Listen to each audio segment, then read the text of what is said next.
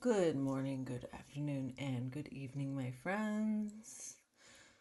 Welcome if you're new here, and welcome back if you're returning. Thank you for being here either way. It is my Tuesday. I feel slightly more energetic than I did yesterday, although my morning got off to a bit of a rough start. I woke up at 4:35 realizing that my 4 a.m. alarm either didn't go off or it did and I just hit off instead of snooze. Um, it was not going off. It did not have the snooze timer on it. It just wasn't there. And this wasn't a huge problem. I don't usually get up immediately anyway. I usually hit snooze at least twice. But I'm really glad I woke up when I did. And that's always a little like jolting to like wake up and be like, wait, what day is it? Why is my alarm not going off? What's going on? Like automatically, like just stress hormones coursing through the body, making me alert. So then I figured out that everything, I was up on time. Everything was fine, even though I don't know why my alarm wasn't going off. Um, I checked it; it was set. So I am pretty sure that I turned it off in my sleep. I have been known to do that on occasion. Usually when I am in burnout and I don't want to, it's my subconscious saying, "Hey, let's get more sleep. Let's not go to work. Work sucks." I get it, but let's try to do things with a little more planning. Anyway, um, I still did a breath work. I did the shortest one I have saved, um, so that I wouldn't cut into my recording and getting ready time and journaling time. Okay, and speaking of journaling, I wrote on cards number 9 and 10, I think, yesterday after work. Um, I wrote on them in reverse order, I think. Yeah, first card 10 and then card 9. And card 10 of writing down the bones deck is on the weather. I don't have the card memorized and I don't have it out, so um, you'll just have to watch one of my other videos that has that card in it. Might be yesterday's. Okay. The weather right now is pure perfection. I wrote this yesterday. The low slung sun warms my back while the rest of me enjoys a mild room temperature breeze. The birds are twittering happily and the motorcycles are roaring, excited to be released from their cages after 9 months of gray and rain. The sky seems higher, loftier, and more vast than usual, without a single cloud floating upon it. Tree branches sway hypnotically in a soothing breeze. Hummingbirds visit both the fuchsias and the gladiolas, then perch atop trees, loudly announcing their ownership of this territory. So that was card number 10 on the weather. Card number 9, tell me what you forgot to say. I don't think I've forgotten to say anything. There's plenty I've purposefully not said, or wished to say but found myself unable to speak. If there's anything I've forgotten it too completely to recount it here. So what have I not said then? I didn't tell a manager who was berating a teammate right in front of me that his tone was aggressive and inappropriate.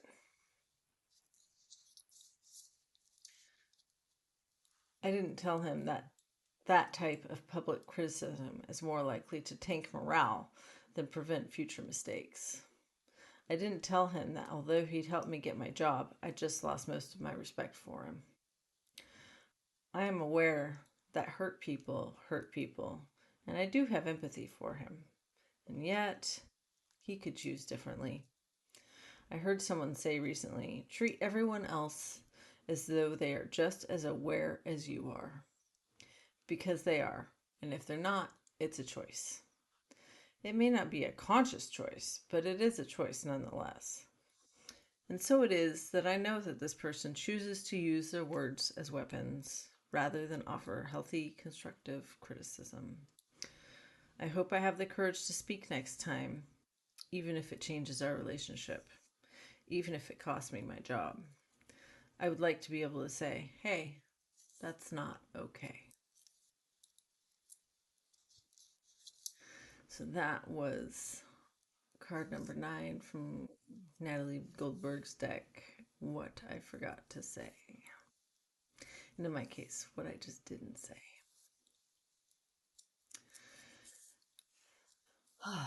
Yesterday was kind of rough. One person was out on vacation, that was pre approved. 2 people were out sick. So it was a little bit crazy. And if they're still out today, well, I know the one on vacation will still be out today. He's out all week. But if the other 2 are still out today, oh man, it's gonna get rough.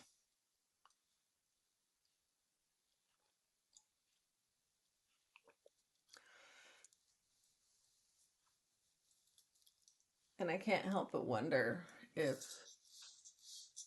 those 2 that are out sick are feeling like I'm feeling. Even if they're not aware of it, their body might be aware of it. Like, hey, you need to stay home.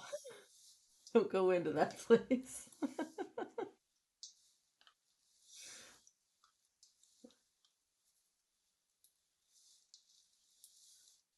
It's really interesting. Yesterday and today, I have found it harder to just keep talking. I just keep kind of going blank without anything in my mind, which is actually kind of cool, to be honest. I'm so used to just having constant chatter in my mind that I have to try to tune out. So it's really interesting to just like stop talking and then have nothing there. I wonder if it's because I finally set up a meeting with my friend who's the real estate broker. I feel like that might be it. Like, okay, I've taken the step that I can take. I've taken the next step that I can take. Like, until I've talked to her, I don't know what's next. So, I mean, I don't think that's ever stopped my brain in the past from filling my head with all kinds of stuff. Uh, but, I'll take it. I'll take it. I had a really strange dream last night and I don't remember all of it, but I know there was some kind of hidden giant underground network um dug into like bedrock, like huge tunnels and like industrial kind of stuff, but like black market, I think. Like it wasn't on blueprints and stuff.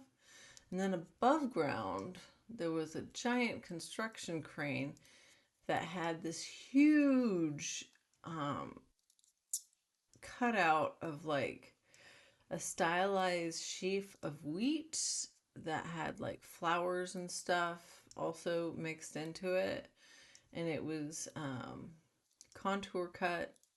Shows my CNC history. But like some of the individual like strands of wheat and flowers and stuff that were on the outside edge of this sheaf of wheat were like cut around, um, profile cut, and this like thing, it was flat, but it was on top of the crane, and it had like kind of embossed texture on it, and that faced the ground, so when you looked up you saw this giant sheaf of wheat in the sky, and it was white with some gold, like gold leaf type stuff on it. um and think it was like I, I think it was constructing like a jewelry store. I don't know what any of that means. Well, the basement, or like, yeah, the underground structure, I think has to do with my subconscious. So maybe there's like, maybe I have like major construction going on all through all levels, from my deep subconscious to my high super conscious. And I need to look up a sheaf of wheat. I have a feeling it has to do with abundance. Um, yeah, it's really interesting.